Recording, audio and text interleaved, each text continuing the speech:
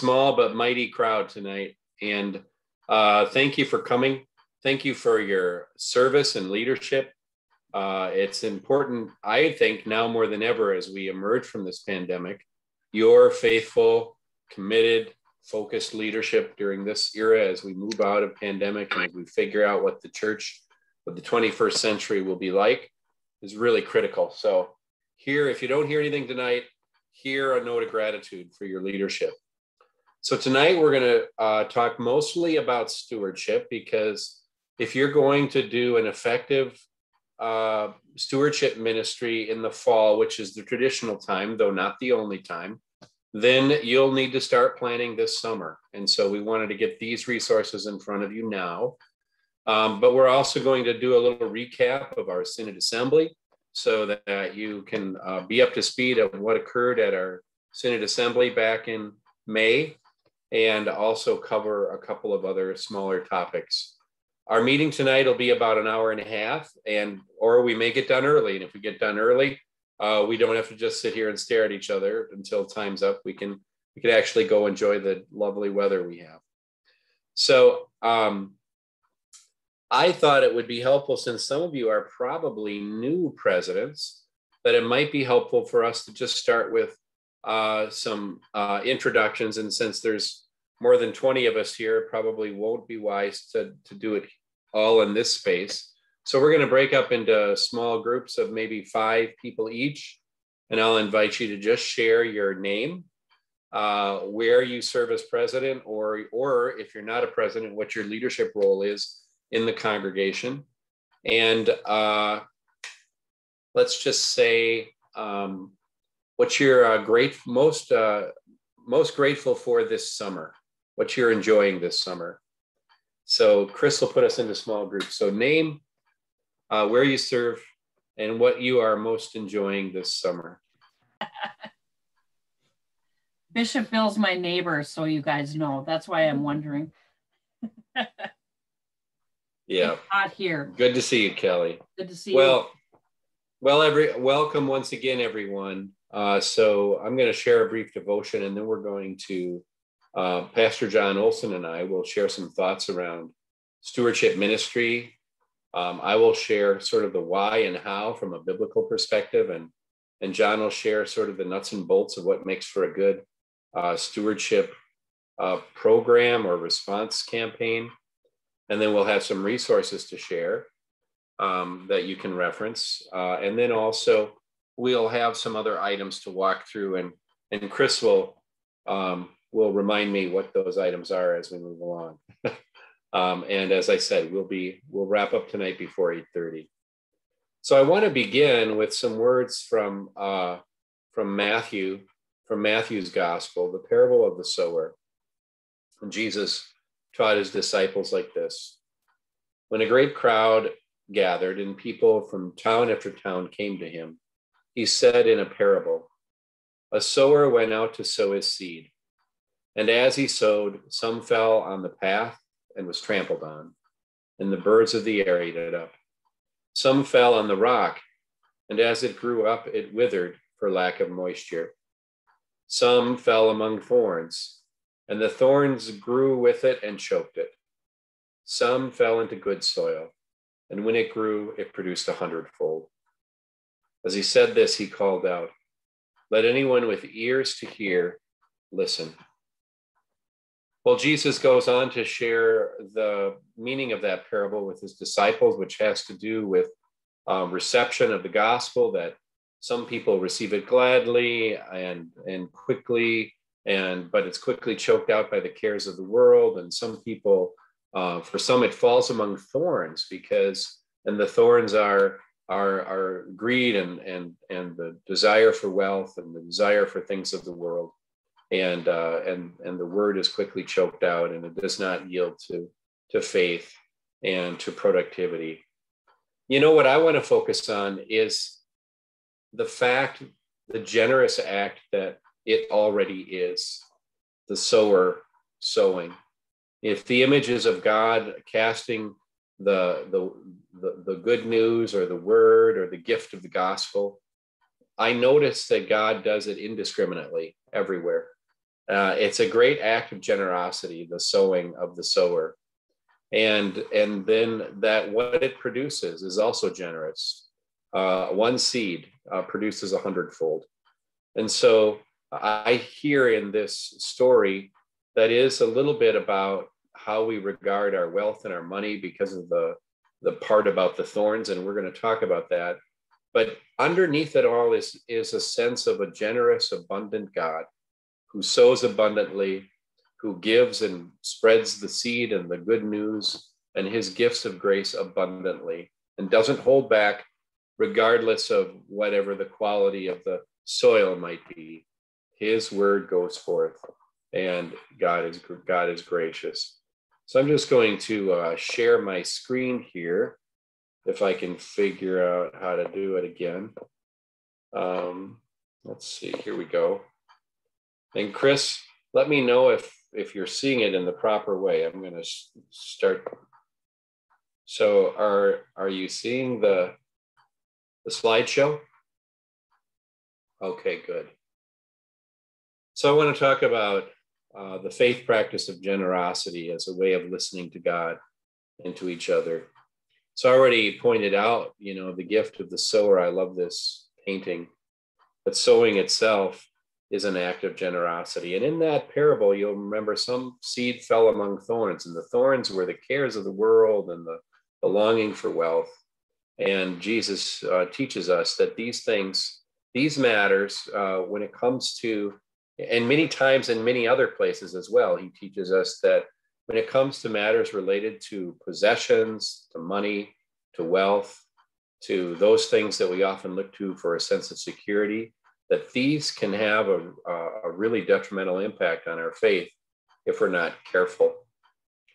St. Paul wrote that our struggle is not against enemies of blood and flesh, but against the rulers, against the authorities, against the cosmic powers of this present darkness, against the spiritual forces of evil in the heavenly places. Paul was using a lot of code language here. What everyone understood is that he was really talking about the Roman Empire and its evil and often disgusting practices, its way in which it oppressed people, the way in which they used their wealth for their own benefit and to the benefit of no one else, the way that they, the violence that they used to control the nations and the people that they oppressed. People understood, where they would have understood when they heard Paul write about these principalities and powers, that these weren't spirits floating around in the air. Paul wasn't a spiritualist. He didn't believe that there were ghosts or evil spirits floating around. He understood that there was true evil in the world. And at that time, the true evil would have been the Roman Empire. I would like to offer, so here's a definition of principalities and powers, which is a belief system organized around corrupt values involving a set of behaviors that are often felt to be compulsory. So that's the definition of principalities and powers. And I would like to propose to you that the way we believe and think about money today could very well fall into this definition of principalities and powers. That money has become a belief system organized around corrupt values that involves a set of behaviors that are often felt to be compulsory. We often feel like we have to do certain things in order not to lose our income or in order to get ahead in the ways that we want to get ahead in the world. We often have a set of corrupt values that believe that our security and our happiness and our contentedness can be purchased with money. And we're even encouraged day after day with the media and the advertising industry as it pursues us with these ideas that we know are corrupt. We know that our security cannot be found ultimately in silver and gold or what money can buy. And yet we have an entire system that a machine, if you will, that functions around these values. Oops, sorry, I just got to go back here.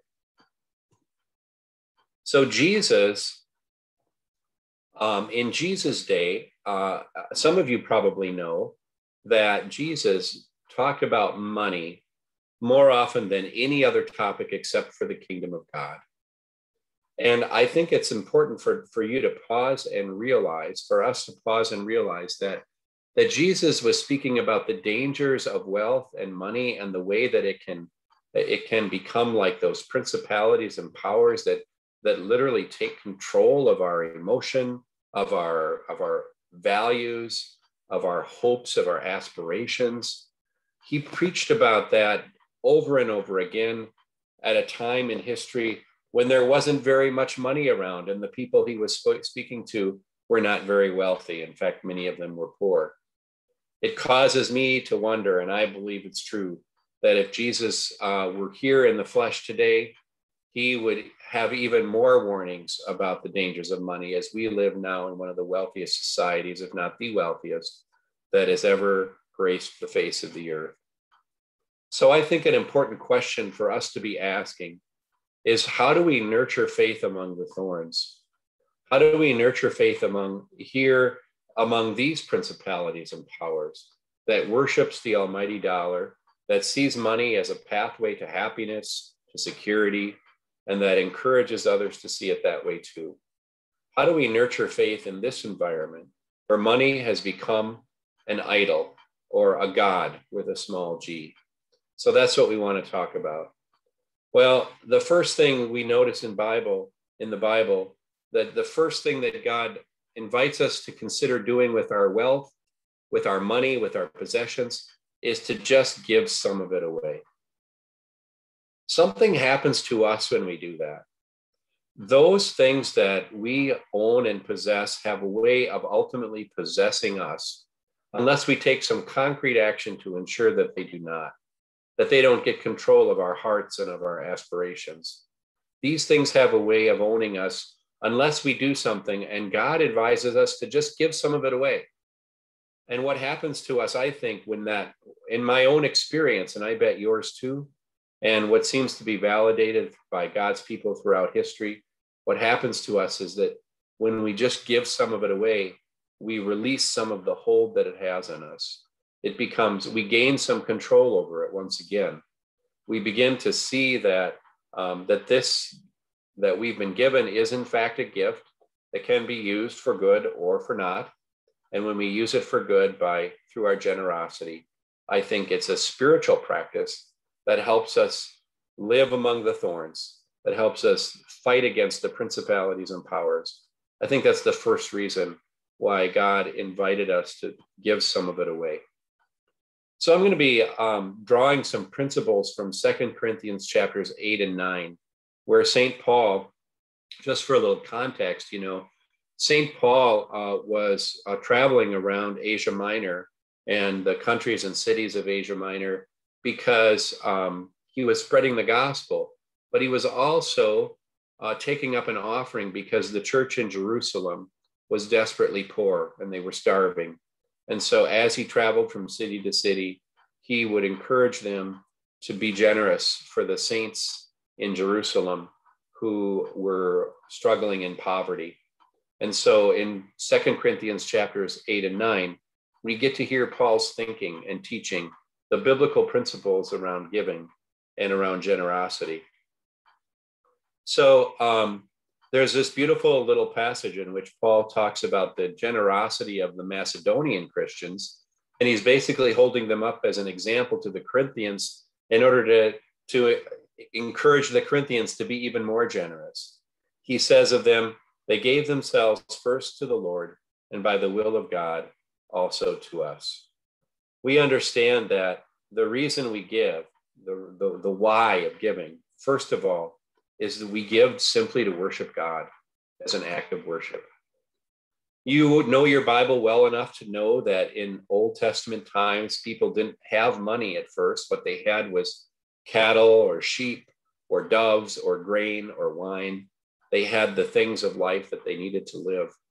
And you know that the first offerings that God invited people to give were offerings like these.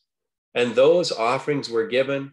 And I invite you to realize that they really did no earthly good.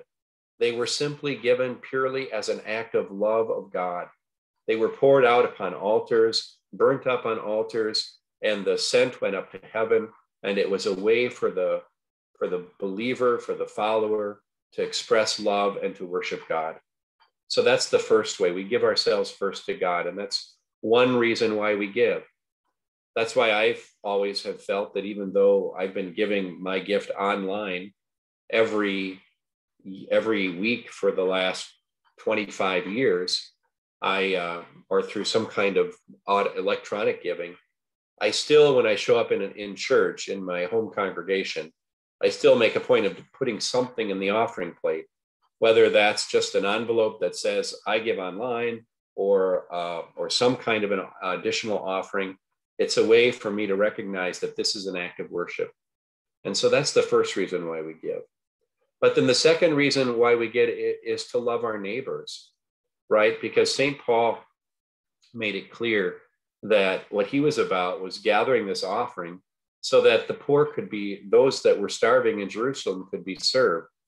So we give to love God, and we give to love our neighbor. Most of the giving that we do nowadays, we can immediately relate that this is to love our neighbors. Even the giving that we do at church, which on the surface of it may seem like, well, we're paying the church's bills.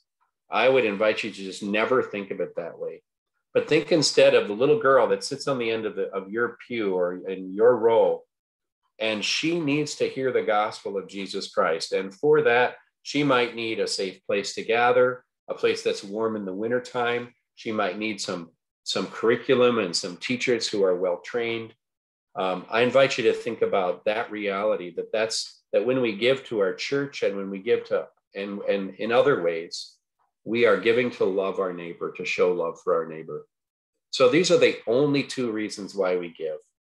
They're the only valid reasons, to love God and to love our neighbor. So then I want to talk about how we give. Well, first of all, St. Paul makes it clear that we give freely. We're called to give however the Holy Spirit has moved us to give in prayerful deliberation. And so Paul makes it clear that he's not doing this by command, that each person must make up their own mind and arrive at a gift that makes sense, that makes sense for them, in ways that I'll describe. So Paul makes it clear, first of all, that the gift has to be planned, has to be on purpose. I'll give you a couple of, he says to the Corinthians, for example, I'm coming in a few weeks. I want you to start thinking about it right now and set aside a little bit of money at the end of each week for what will go towards the offering. So he's inviting them to think about it, to plan it. How many of you have ever seen accidental or unplanned giving? Raise your hand if you've ever seen unplanned giving. So this happens quite a bit, actually. So it's usually happens like this. You're just waking up from the sermon, right? Now I know you never fall asleep during the sermon, but maybe you're feeling an elbow in your ribs, and the offering plate's coming around, or if it's not you, maybe you've observed it, and somebody realizes, oh, and they get out their wallet and they're fumbling around because here comes the offering plate, and all you have is $100 bills. What do you just went to the bank and got the allowance for the next month. What are you going to do? Can you make change out of the offering plate? Is that allowable? Well, what's going to happen at that moment is that gift is going to be an accidental gift. And here's the problem with it. The only reason you're going to give that gift is out of guilt or out of shame or out of a sense of obligation. You're not going to give that gift as a way to love God or a way to love your neighbor. And that's why it's so important that our giving be planned, as St. Paul instructed the Corinthians. And that's why it's so important that we have a stewardship ministry in our church in which we invite people to take time and to plan their gift. If we don't do that, we're drawing them into accidental giving, which frankly is no good. It might pay the church's bills. It might solve a few problems, But ultimately, it's not faithful giving because we're not giving to love God and to love our neighbor. Those are the only two faithful reasons to give. In order for it to be a worshipful gift, a loving gift, we have to take time and think about it in advance. And every stewardship campaign that we're going to share with you tonight has tools for you to figure out, what kind of a gift do I want to plan for? How much has God blessed me? What does that mean for me and my role? The next thing is that gifts need to be proportionate, right? Everyone has been blessed in different ways, which means that every gift is going to be different in size or in nature. I'm sure some of you have seen this. I know I have. It happened once in my church that I was a member of after I became a part of a synod staff, and I wasn't the pastor. I was just a member sitting in the pew, and I was listening to the president of the congregation got up, and I know he's become a beloved friend. He's got a good heart. And he said, we're a little behind on our bills. We did the math for you all. We just figured out we just need every family to give $20 more. If every family will give $20 more, we'll be able to get caught up on our bills. Well, that sounds like a reasonable appeal. However, the church where I worship was a diverse church with people from many different socioeconomic backgrounds. And I would like to submit to you that $20 was not only inappropriate, it was borderline an obscene ask for two reasons. One, I want to talk about a young woman that sat on the edge of our pew every week with her 3 kids that she raised by herself. She worked a couple of jobs in order to make ends meet. For her to give $20, she'd literally be taking food out of her children's mouths. And that would be an obscene gift. Over on my end of the pew, where my wife and I sat, we both are professionals with master's degrees and over 20 years of experience in our professional lives. We both make great incomes. And $20 is an obscene gift for us too, because it's way too little to ask of us if our church is needing to love and serve our neighbors in ways that they're not able to right now. That's less than we're probably going to spend on lunch after church. And so it's so important that we invite people to consider a gift that is proportionate to how they've been blessed, so that it can be a loving and worshipful gift and not one that's produced out of guilt or out of pride.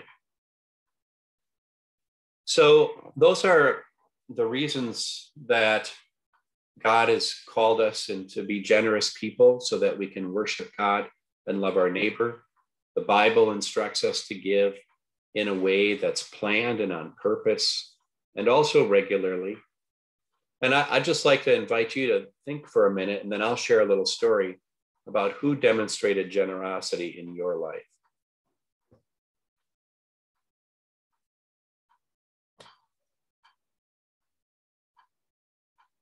I'm sure you can all think of someone. This here is my grandfather, Vic. And that's me sitting there right between his legs there, where I often sat while he would often peel an apple with his pearl-handled knife and cut up slices and give me a slice. My grandpa Vic, for as long as I knew him, had emphysema. He didn't work. He was retired from the railroad, and he was sick with emphysema for the 10 years that I got to know him. He died when I was 10. And he and my grandmother, Nell, took care of me during the day because my mother worked outside the home. And so they were my caregivers. And so Grandpa Vic and I got very close. And he had some jobs that he did to help make ends meet. He used to clean churches. And I would follow him along as he would clean churches. And sometimes he'd let me run the vacuum cleaner. And sometimes he'd let me ride on the coat rack. And you remember the coat racks, and they used to be on wheels, and he'd let me ride on those things while he'd push them around while he cleaned underneath them. And I noticed something. I noticed that every church he cleaned, they paid him in cash. Okay, so looking back now, I understand what was going on, but Back then, I thought it was pretty cool that he was getting paid in cash. And then he would come home and he would always count out the money, and he would set aside a certain amount and he would put it in a cigar box and put it up on top of the refrigerator. And he would do that every single week. And I remember when he died, when I was 10, my mother and father and my grandmother were having a conversation in the kitchen. They were trying to figure out how they were going to pay for Grandpa's funeral. And I was like, I know how we can pay for Grandpa's funeral. There's money. There's got to be a lot of it in a cigar box on top of the refrigerator. It's all up there. You should just be able to go get it. And that's when they explained to me that was Grandpa's tithe, that he would count out 10% of what he earned and put it in that box. And then on Sunday, he would bring that for worship at Resurrection Lutheran, where we worship together. I guess I wasn't paying attention when he dropped it in the offering plate. But my Grandpa Vic was the person who taught me about generosity. And what I hope for our congregations is that we can see generosity as a faith practice, as a way that we show our love for God and a way that we show our love for our neighbor. And that there can be lots and lots of examples of people like my Grandpa Vic in our communities, where little boys and little girls and little children are learning about what it means to be a generous follower of Jesus Christ. So I want to thank you for your time here, and I'm going to invite Pastor John to share a little bit. Pastor John actually wears a lot of hats, both on our Synod staff and with the Eastern North Dakota Synod staff. And he also works professionally guiding congregations on capital campaigns and stewardship. And so I want to invite Pastor John to share what he knows about stewardship campaigns. All right, thank you, Bishop Bill. Great stuff. And some of this might be repetitive, so I'll try to go fast over the things that are repeated, because when we talk about stewardship, there are some common threads in what we're discussing here. And you gave a great introduction. And my time here, I was asked to just perhaps touch on some things that are basics for a good stewardship appeal. So we have, I know many of you around the Zoom screen here are folks in the Fergus area, Pelican, Dalton, that area. And I know some of you are congregational presidents. I'm wondering if we have any treasurers on the Zoom call. Will you raise your hand if you're a treasurer of a congregation? Because I believe we extended that invitation as well. So I don't see any hands. We're looking mainly at congregational presidents. So as you go back to your councils and your stewardship committees, if you have, or your board of trustees, whoever is sort of responsible for overseeing stewardship, and you're thinking about your appeal that might be coming up this fall, if that's when you do it. I know some congregations, even in this area, do their stewardship appeal in the summer. Some of our lakes, congregations are in lakes area. Their attendance increases in the summer, so they tend to address stewardship needs and appeals in the summer. But I'll assume maybe the majority are looking at a fall stewardship appeal. So some basics of a good stewardship appeal. This is not rocket science. There's nothing set in stone that this will guarantee success for a stewardship campaign. But these are things that I think are helpful as you keep stewardship appeal in mind coming up this fall. One, as Bishop Bill just mentioned, that whatever program you use, if you're doing something in-house, or if you're purchasing a program, or you're using some free resource, be sure that it's biblically based. The church is not a civic organization, right? The church is the body of believers in Christ. We're not talking about dues here. We're talking about the joy of giving. So whatever resource you use for a fall campaign, be sure that it's biblically based. Bishop Bill just went through some slides there, and I didn't count them, Bishop Bill, but there were probably, I don't know, a dozen, 15 texts, biblical texts. You know, there's no reason a stewardship program shouldn't be biblically based, because there's all kinds of good, rich material for you to draw on for a stewardship campaign. So dig into scripture and find a program, whatever it is, be sure that it's biblically based and it's going to work for you.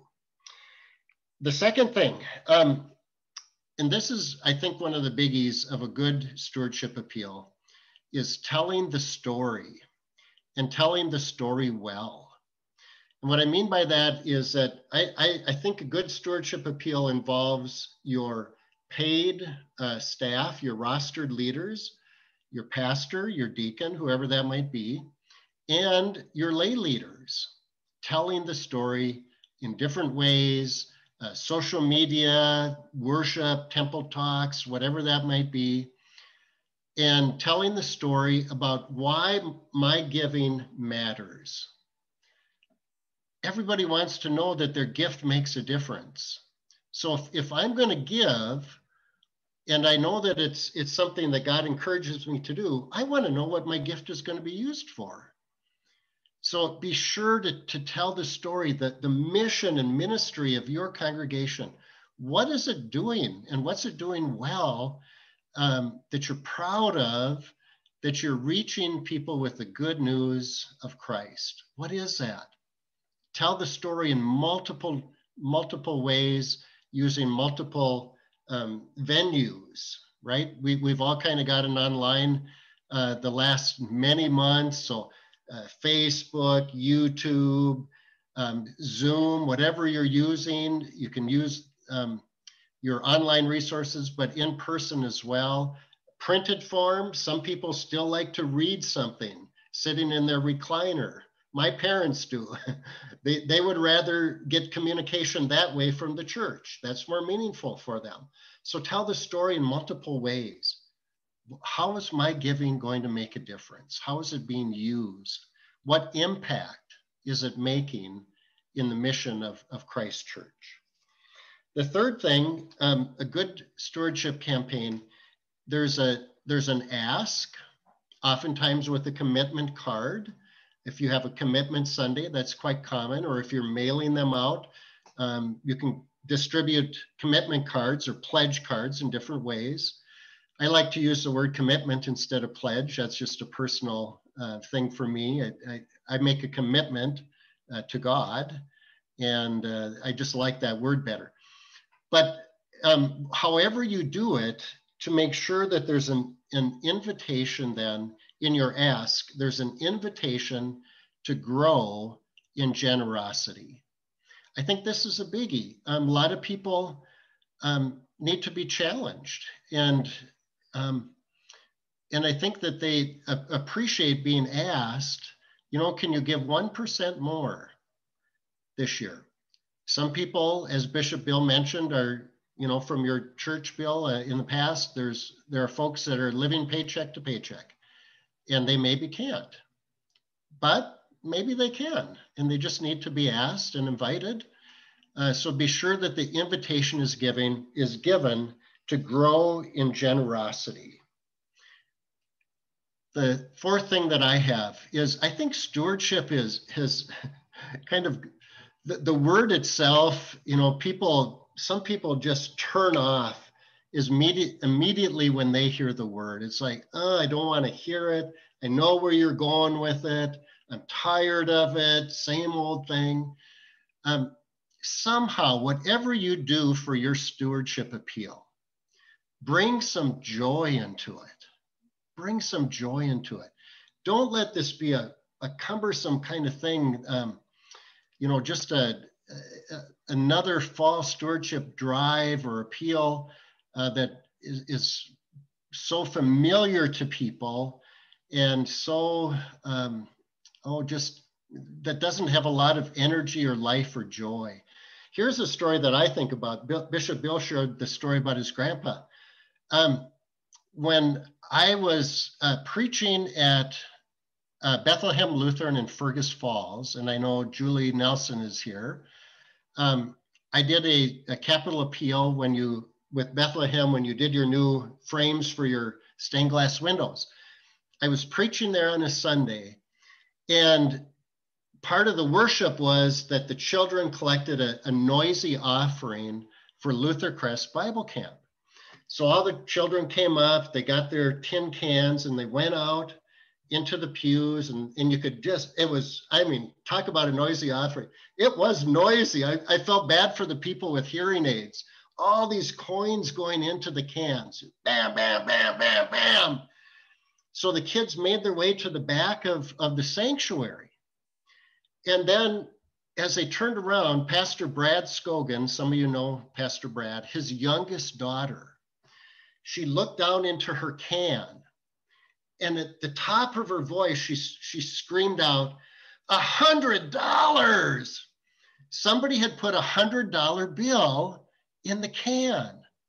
And she screamed this out multiple times as she made the way down the aisle of the church. And she was showing people the can with the $100 bill. And people just lit up and they roared and they laughed. And they had fun with the generosity of this individual or couple, whoever it was, maybe a family, that put $100 bill in the noisy offering can. And it reminded me, though, about the joy of giving and the joy of good stewardship and the impact that can have on the faith community. Everybody there that day, that morning at Bethlehem, I think they went, wow, talk about generosity. That kind of generosity and joy of giving inspires others to good giving as well. It did for me. It's like, man, I don't need to just put coins in the noisy offering can. We can put dollar bills in there, So I think just bringing joy back into your stewardship appeal, whatever that looks like for your faith community and every faith community has a culture around giving. So tap into that, whatever it is, the people that are joyful givers, and get them talking about why they do it and how they do it and that kind of thing. So I have one more thing to share. That's just some basics for a good stewardship appeal. We're going to share some resources in a minute that have some actual programs, that kind of thing, that if you haven't heard about, there's some good resources out there.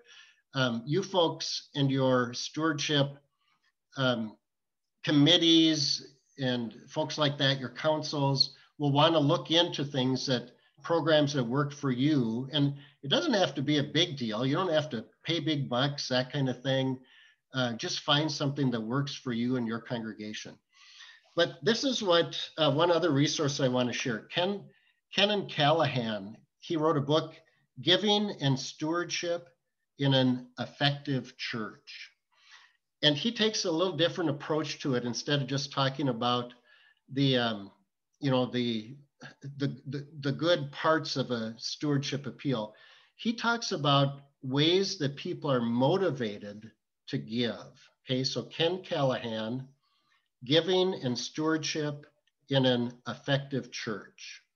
He identifies 4 main motivators for giving. The first one is commitment. That people one way that they're motivated to give is a sense of commitment. My mom and dad are in their mid-80s. They're members of Faith Lutheran Church in West Fargo. They went to Sunday school there. They were confirmed there. They were married there. They have a sense of commitment to that faith community. So when the church asks, they will give because they're motivated out of a sense of commitment to the church, the organization. They want to support it and see it meet its needs and the mission ministry that's been identified for the year. So I think that's true for a lot of people. Giving can oftentimes be generational in the ways that we give and the reasons we give. Commitment is one that I think is true for a lot of people of a certain age, my parents included. They give out of a sense of commitment. So as you're looking at a program or some kind of stewardship appeal for your own congregation, keep these motivators in mind, these ways to motivate people, because you'll want to tap into each one of them. And thank you, Chris, for putting that resource on the chat, Ken and Callahan. Okay, commitment is one motivator. A second one is challenge, that a lot of people will give because they are challenged to give. And that's sort of that when we make the ask, here's the need, or to grow in giving, proportionate giving, to try to get to the point of being tithers, that's a challenge, right? I think my daughter, who is 28 years old, she would be more inclined to give when she is challenged. I think when she goes to worship, she needs to be challenged in her giving as well, because I'm not sure she's necessarily practicing good stewardship. I don't know that, but my hunch is that she's not. So she needs to be challenged. And that is a motivator for a lot of people, is when you challenge me, I will rise to the occasion. The third motivating thing that Ken Callahan identified for motivation for giving is compassion. Is if you have a stewardship appeal that taps into people's compassion for the poor, the hungry, the widow, the needy, the homeless. A lot of people will be very moved when you tell stories about how their gift is being used, especially in areas of compassion. So just something to keep in mind, their love for God's mission, their love for God's people, as Bishop Bill pointed out at the beginning, that compassion for others is going to motivate them to be good givers. The fourth motivator is community. Ken Callahan says that a lot of people, and you know this to be true, they view their church as their larger family. It is their community. They have a history with the congregation. They're deeply rooted in the life of the faith community. And they feel, when they walk in the door, they love seeing their brothers and sisters in Christ in the pews and connecting and talking and checking in with each other. That's their family, community. So a motivator for giving is when the family has a need. When the community says, you know what, this is something that we're doing for this community of faith. We want to teach our children about Christ. We want to have our young people come for confirmation. They are part of this church family, vacation Bible school, programs for seniors, that kind of thing. It's like, I will give because my family, my church family has a need. So just some things to keep in mind as you're thinking about a stewardship appeal and the ways that people are motivated to give. If you're looking at different programs, different ways to approach it, you might want to keep these things in mind so you can reach and tap into the different ways that people respond to stewardship appeals. I think that a good program taps into all four of those motivators. All right, Bishop Bill. Thank you, Pastor John. Yep. Good stuff. I noticed you didn't name that people give because there's a light bill that the church has to pay next week. I just want to, if you take away one thing from this, I hope that what it will be is that stewardship ministry is not an optional add-on ministry of the church. It is an essential way that we foster the spiritual practice of generosity, and that's what it is. It's a spiritual practice, and an essential way that through that practice, we deal with one of the major spiritual issues of our day, which is our fixation upon our idolatry of money. And so these basic biblical principles and these basic wisdom around good stewardship campaigns are not first and foremost a way to raise money for the church, but first and foremost a way to engage people spiritually around the issue of their money. And a fringe benefit is that the church has what it needs to carry out its mission as well. So thank you, Pastor John. I know I have to say a little more about the motivation. I have noticed, I've seen it happen, both as a church member and as a pastor, and now in these many years in Synod ministry, that sometimes when money gets tight, the council can get anxious, and they sit around the table and the conversation might go like this. Maybe not exactly like this, but this is essentially what's being said. They're saying, well, we feel anxious about the money. Let's see if we can get everybody else in the church to feel anxious about it too. And that's not a great way forward, and it's not a faithful way to engage the ministry. But if we do it in these faithful ways, I believe that indeed God will provide. So thanks so much, John. There are some resources to share. I'm just going to put those up on the screen real quick, and then you'll receive an email with these resources attached here later tonight, or probably tomorrow, actually. But let me just find the share button, and here we go. Yes. So here's just a single page with some links. The first one is Celebrate Generosity, which is an old free stewardship program, very solid, biblically based, relatively easy to pull off. The next one here is the next paragraph down describes New Consecration Sunday. This is a link to the Amazon page where the 2 books that you need to have for this Sunday are. This is a tried and true method that if your congregation has not done consistent stewardship ministry for a while, will yield very excellent results in terms of growth and giving. And people will grow in their spiritual practice of generosity. Typically, I advise that you use a program like New Consecration Sunday for about 3 years, and then you try something else, because it's time to kind of change things up. Here's a link to a comprehensive campaign resource that we developed last year called Lord, Stir Us to Dream. It was developed for use during Advent, but it can be adapted for other times. There's videos, there's sermons on video, there are commitment cards and posters and instructional biblical Bible studies.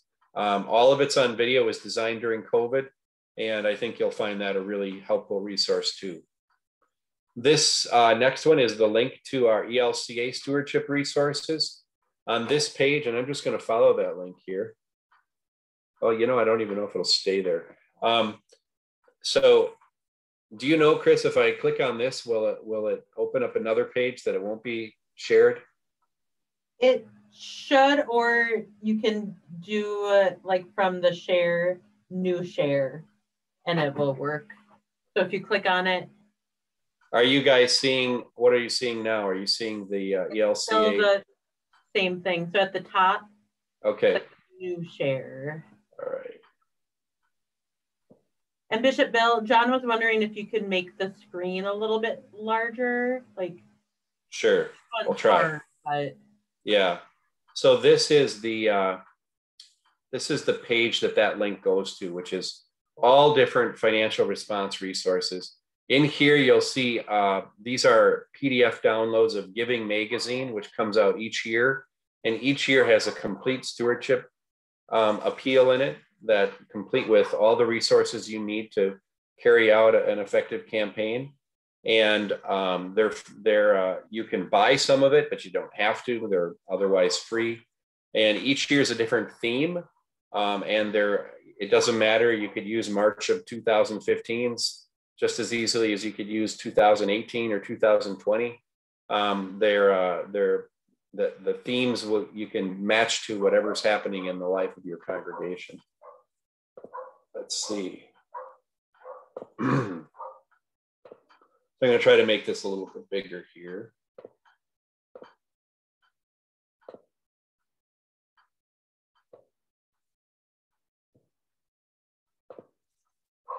So there. So you see, there's what we've gone over, the Celebrate Generosity, Consecration Sunday, the Lord, Stir Us to Dream. ELCA resources. Here's a resource on narrative budgeting. Pastor John talked about people needing to understand what difference their giving is making. And narrative budgeting is a way to do that, to describe your whole budget in terms of the impact you're having or the mission of your congregation. We've learned a lot about online giving. Many churches had been doing it for a long time, but basically all of us are doing it one way or another now since COVID. These are two great resources that also provide slight discounts to ELCA congregations, Tidely and Vanco. A couple of video teaching pieces. Generosity with people under 40. Pastor John talked about different motivations, and this is about how to help people under 40 grow in their spiritual practice of generosity. And then breaking the taboo of money talk. It's just essential that we get past our hangups around money so that we can talk about this major spiritual issue of our day. And here, this 23-minute presentation by Pastor Larry Stringy is an excellent way into figuring out how we can get around the fact that some people don't like it when we talk about money. So, questions?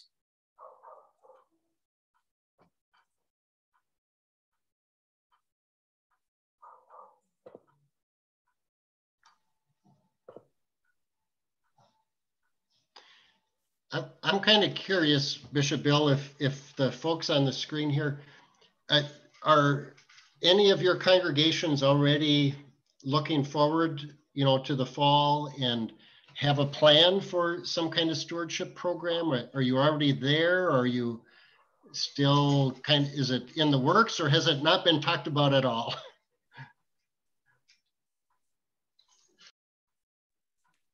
At Bethlehem and Fergus, we are getting a new pastor in August. So it hasn't been talked about at all yet. Everything is kind of on the back burner until he gets here, and then we'll go from there. We do have council meeting tomorrow, so I will start to bring it up tomorrow and people to think about different things. And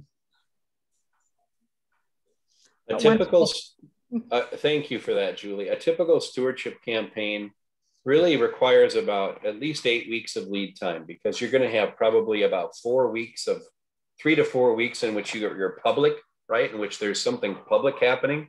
And those 3 to 4 weeks require some planning. And so, so this is the time to start thinking about what you want to do for the fall and to start encouraging your stewardship committees to meet and plan. Well, we're going to move on. Chris, should we talk about just a quick recap of Synod Assembly? Sure. We go there next? Yeah. So I put together a report today. It's fresh off the printer. Do you see the screen that says 2021 Synod Assembly Recap? You bet. Can you make it bigger too? Yeah. Since I have a couple monitors, I'm never 100% sure that I'm showing the right thing. So back in May, we had our Synod Assembly, and thank you to those of you who were there being a voting member from your congregation. And we did some work together. We passed 6 resolutions, and I will put this up on the website tomorrow. It's just, I finished this right before I ate my dinner before this meeting. And so it's not up yet, but it has the votes, and these are links to the resolutions so you can look at them. We passed, because we missed a Synod Assembly, we passed 2 budgets. And our fiscal year ends on January 31st. And then there's a link to the budget so you can look at that. We had some elections for Synod Council. Our Synod Council Secretary, Deacon Julie Wilson, is serving a 2nd term. And we elected Pastor Christopher Eldridge to be the new Synod Treasurer, and Catherine Dickey has done amazing work the last few years as our Treasurer. We elected and re-elected 18 rostered and lay leaders to Synod Council, and our Synod Resolution 2 was adding 2 positions, and so those positions have been filled as well. We elected 17 rostered and lay leaders to attend the 2022 Churchwide Assembly and 14 alternates. Churchwide Assembly is next August 2022 in Columbus, Ohio. There's a few people on here who were at the last Churchwide Assembly in Milwaukee. It seems like a very long time ago, but it was just a few years ago. And the worships are amazing. The work, hearing the speakers, it's good stuff. So we have 17 rostered and lay leaders attending Churchwide this next year. We learned together. We had an amazing speaker, Reverend Dr. Willie Jennings. Bishop Bill, do you want to speak about him? You bet. Dr. Jennings is one of our leading theologians in the United States today. He was at Duke Divinity School for many years, and a couple of years ago assumed this endowed chair at Yale. And he spoke to us around in the book of Acts about the issue of power and what power is for in the book of Acts. And then he talked to us about moving beyond whiteness upon being a society that values being white or white culture above all other cultures. And I think people found that both presentations very engaging. He was an outstanding teacher and incredibly engaging, and I think really helpful with some of the things we're trying to do as a synod. So there's links there to his presentation. Bishop Bill gave a report, and that the video is linked there. And he wrote a report as well, and it's different, so you wouldn't be rereading the same thing. So both of those are linked there. Reverend Dr. Ruben Duran was our church-wide keynote speaker, sharing about the work there. And his presentation is found there a little bit in. Bishop Bill has known Pastor Ruben for a long time when he was working as a DEM in South Dakota. And then because we didn't meet, we weren't in person, we have 6 growth group workshop opportunities, and they're 6 videos, and they range from Pastor John Olson leading a conversation around candidacy and hearing God's call, Pastor Carla Mickelson, who's also on, and the team around constitutions. A lot of congregations' constitutions aren't up to date, and so kind of walking through that process. There's one on growing young, and just some other really great stuff. So those are online. You can watch them, you can share them with your councils or use them as an adult Bible study, but they're there for you. And then we worship together. It was Pentecost weekend, and there was an amazing worship service. We offered it up to congregations to use, just powerful in using different people and different ways of worship from across our synod. And then we are just so thankful for the generosity of your congregations and members for raising money for India. We raised nearly $40,000 to date. I checked the mail, and there's still some checks coming in. And so if you would still like to donate or know people who would like to donate to the India appeal, we will still send the money. We won't send it back to you. So if you would like to share in that way, but the money is going towards our siblings in Christ in our companion synod, Andhra Evangelical Lutheran Church in India, for their COVID relief, and with our neighbors with the Lutheran World Relief on mainly their flood, the flooding between India and Nepal, and it's their monsoon season now. I was going to peek at the news to see how that's going. So that's our little report. I will get this up on the website tomorrow morning. So you can share with your congregations and council members what we did. Thank you, Chris. What's next on our agenda? Those are the main topics. I don't know if you wanted to share about Pastor Keith Say.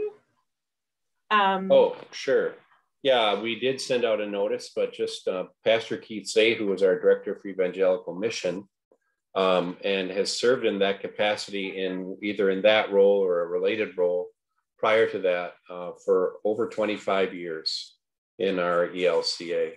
And I've shared with in my announcement, in my sharing of his announcement about his retirement, I personally can't write the story of my ministry for the last 25 years without Keith's name figuring prominently. And I know that's true for many other leaders in our church as well. So we're incredibly grateful for his ministry. We will be having an open house to celebrate in August. August 29th. The details I have a phone call with Cheryl, Keith's wife, tomorrow. Okay. To talk a little bit about it. So we'll get the details out as soon as we can. Watch for more on that. And we are engaged in the search for the new director for evangelical mission now. And so if you know someone that you think might be interested, encouraging them to apply. They can go to ELCA/jobs and it'll be posted there. I also, tomorrow, I'll be visiting with our rostered ministers around two of the resolutions that were passed. One, clarifying that boundary training is required of rostered ministers every 3 years.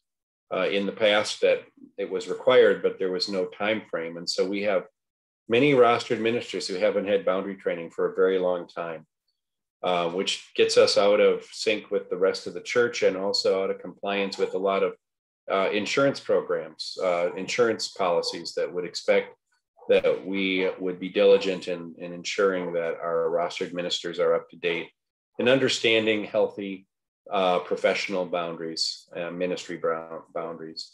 So I'll talk to them about, so that was passed. So now that has to become interpreted in terms of how we actually going to live that out by policy. So just so you know, I will offer a 1-year grace period now, beginning on July 15th. Rostered ministers who have not had training in a while will have a year to complete it if they're over the 3 years since the last training. And at that time is when we'll begin to require that people have completed their boundary training within the last 3 years in order to activate their rostered minister profile, which is the document that gets activated when a rostered minister becomes interested in moving to another call. So that will go into effect 1 year from July 15th as a kind of a grace period.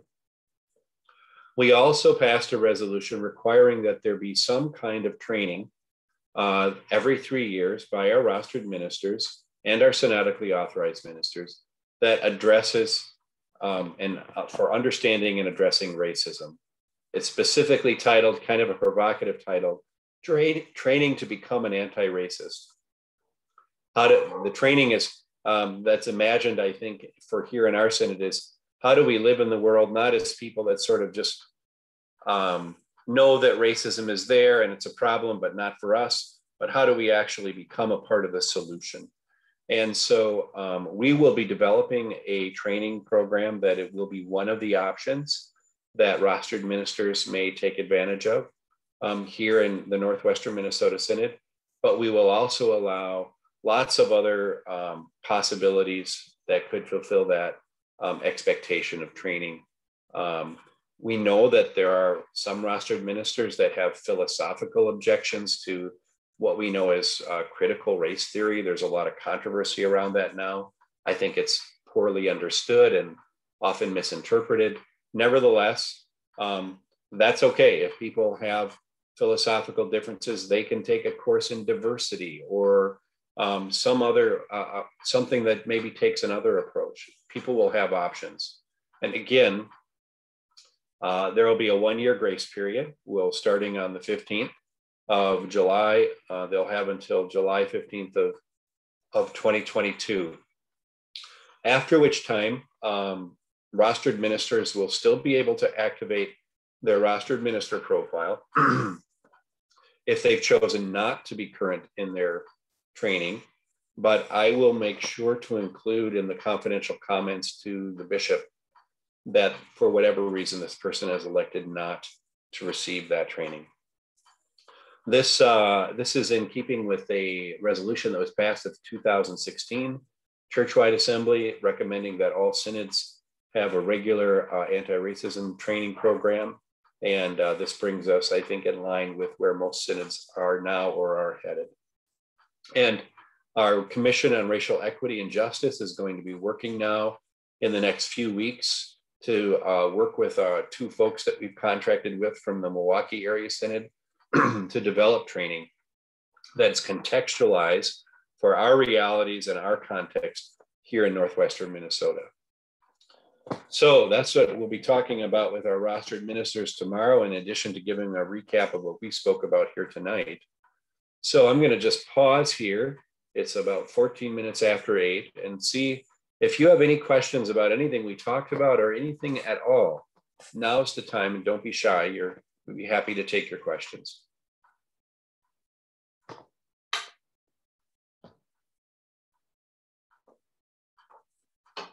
Not seeing anybody moving to the microphone.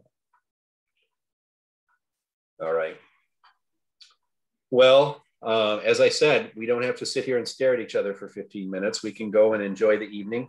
But I want to thank you once again for taking time out tonight and for your leadership. It's absolutely critical now, and I'm grateful. And as is on behalf of the rest of our staff, thanks for your leadership. I'm going to invite Pastor Carla. Would you pray us out this evening?